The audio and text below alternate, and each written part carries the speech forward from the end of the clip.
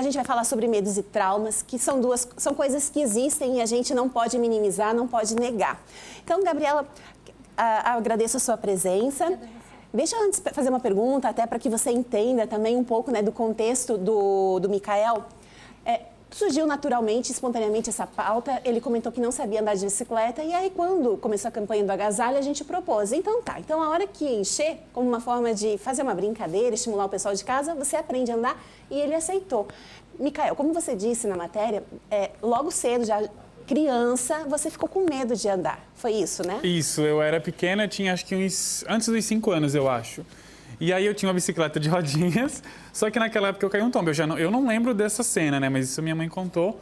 E aí depois disso eu não peguei mais a prática e foi passando o tempo e eu não...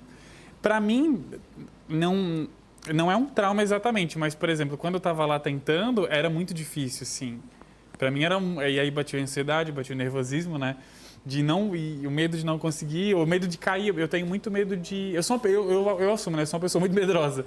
Eu tenho medo, principalmente de altura. Então, só a altura da bike, ela já me intimidou, né? Mas o Jefferson, o que é legal ali, o Jefferson é uma pessoa super paciente, o Jefferson do Pedala Joinville.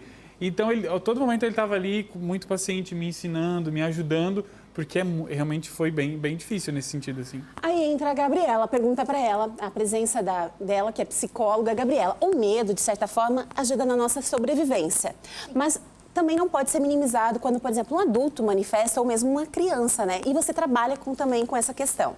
Sim, o que a gente vê é que normalmente os medos eles podem vir de experiências traumáticas, né, como por exemplo no caso do Micael, mas ele pode vir de medos naturais, porque vamos pensar, né, que o medo, a ansiedade, ele é o nosso mecanismo de sobrevivência, então ele está avisando pra gente quando tem uma situação que está perigosa. O que a gente, né, é difícil às vezes pra gente entender é que esse sistema não funciona igual para todo mundo. Então, talvez pro Micael seja muito mais difícil andar de bicicleta do que, por exemplo, alguém que já está acostumado a fazer isso. E isso é uma das situações mais importantes quando a gente fala sobre o medo. Quando a gente começa a enfrentar os nossos medos e a gente começa a usar eles a nosso favor, no sentido de impulsionar a gente para aprender coisas novas, como foi o teu caso, ele justamente vai se adaptando a isso. O cérebro dele vai entendendo, não, isso não é perigoso. Então, tudo bem se eu continuar enfrentando, se ele continuar fazendo isso.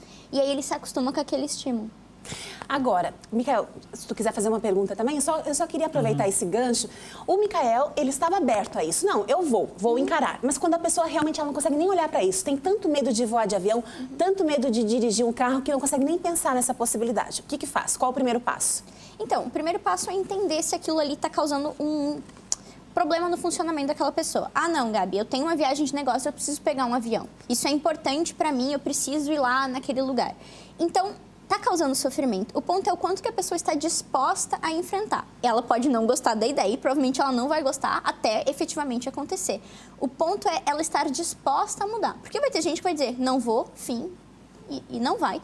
E tudo bem. O ponto é ela tem esse direito de não entrar em contato com aquilo. Agora, se ela decidir enfrentar, eu começaria assim como o Micael começou, né? Devagarzinho e passinhos. Eu achei muito legal aquilo que o Jefferson fez contigo, que foi de colocar você na bicicleta sem o pedal. Porque isso principalmente pelo fator psicológico, E traz uma sensação de segurança de tipo, não é tão ruim assim essa coisa de estar em cima da bicicleta. E, às vezes, o que a gente acha que para nós é o pequeno passo, para outra pessoa não é. Então, eu pensei, né? Eu ando de bicicleta e eu pensei, mas qual que é o sentido de uma bicicleta sem? E depois que eu entendi por que não tinha pedal. Então, é justamente essa aproximação. Então, se você quer perder o seu medo, começa com aproximações pequenas, no limite do teu medo e depois vai um pouquinho mais, um pouquinho mais, um pouquinho mais. Não, engraçado que, antes, quando a gente teve a ideia, porque a gente foi... Tudo começou, a primeira introdução desse assunto foi quando eu fiz um ao vivo no Dia da Bicicleta, no museu. E aí eu contei pra Keltrin que eu não sabia andar de bicicleta. E aí a gente brincou ao vivo. E depois, quando surgiu a questão da caixa, porque a caixa, né, ainda bem, o pessoal, né, topou a caixa, a gente conseguiu encher ela, por isso que eu fiz o desafio. E depois veio essa ideia do desafio, de fato, né? E pra mim, antes, brincando, rindo, era muito fácil. Chegou na hora, bateu um medo a mais. E até a questão do suor ali, que eu tava visivelmente suado, E aí a gente conversou agora há pouco, né? Não só do cansaço, mas acho que também da ansiedade, assim, né? Sim. Acho que isso também acaba gerando, né? E, Gabriela, eu imagino também, como ele falou, manifesta, não é só o psicológico, mas sintomas físicos se manifestam, né? Suor, tremedeira. Então, pra gente, né, encerrar, eu sei que esse é um assunto que daria pra gente, né, estender, falar muito mais. Mas que outra dica, então, você dá, principalmente para quem convive, para respeitar esse medo, esse tempo do outro, né? Acho que o mais importante é justamente isso, ter paciência, entender que a outra pessoa, ela tem, né, aquele sistema dela tá dizendo que aquilo é um perigo. Então, você entender que para aquela pessoa aquilo ali é muito ruim. Então, eu acho que não fazer piadinha, não dizer que é frescura, isso é muito importante, esse entendimento. Mas, se conseguir encorajar a pessoa e estar ali do lado dela para oferecer apoio, isso, né, é muito bom, né? Ajuda bastante. Beleza. Não, eu vou até usar essa frase que você usou com o nosso cinegrafista aqui, Marcelo Tomazelli.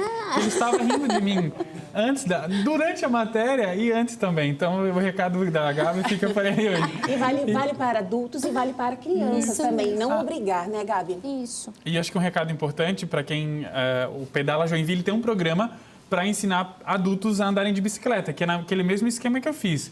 Você primeiro usa a bike ali sem as rodinhas e depois usa a bike. Então, procurar eles nas redes sociais, Pedala Joinville, no Instagram, no Facebook, enfim. E o Jefferson, com certeza, e a equipe lá vão poder atender todo mundo, porque realmente eles têm um trabalho muito legal, assim, e isso que a gente estava conversando, de ter paciência, né? Isso aí. Ter paciência É muito com quem está importante. aprendendo, que é essencial, né? Muito mesmo. Pergunta que não quer calar. Vai ficar por isso mesmo ou vai se desafiar, vai Não, tentar outra vez? Eu quero me desafiar e quero de Dá vez. continuidade. Porque assim, ó, eu consegui dar 2 voltas ali, né? O que acontece? A gente tem nossos horários, enfim, né? Eu fiquei 1 hora ali, tentando. Mas o Jefferson disse que pelo menos 2 horas. Para você sair, ele disse que em 2 horas é o suficiente para uma pessoa sair aprendendo a andar de bicicleta, né? Então, se eu tivesse ficado mais 1 hora, eu teria sido 200%, né? Mas eu considero que, ao contrário do Marcelo aqui, que acha que eu não cumpri, o Adriano também, nosso outro cinegrafista aqui, acha que eu também não cumpri, eu acho que eu cumpri. Eu dei 2 voltas, agora eu preciso aprender melhor, entendeu? Para sair 200%. Maravilha. Gabriela Tomelin Ferreira, muito obrigada pela sua presença, por falar sobre esse tema tão importante. Micael, parabéns. Eu tenho certeza que você estimulou outras pessoas a andar de bicicleta, a andar de avião, enfim, a dirigir, porque o medo faz parte, né? Como a Gabriela falou, é instintivo, é a sobrevivência nossa, mas a gente está aqui. E se você quiser compartilhar a sua experiência no WhatsApp, pode mandar uma mensagem para a gente.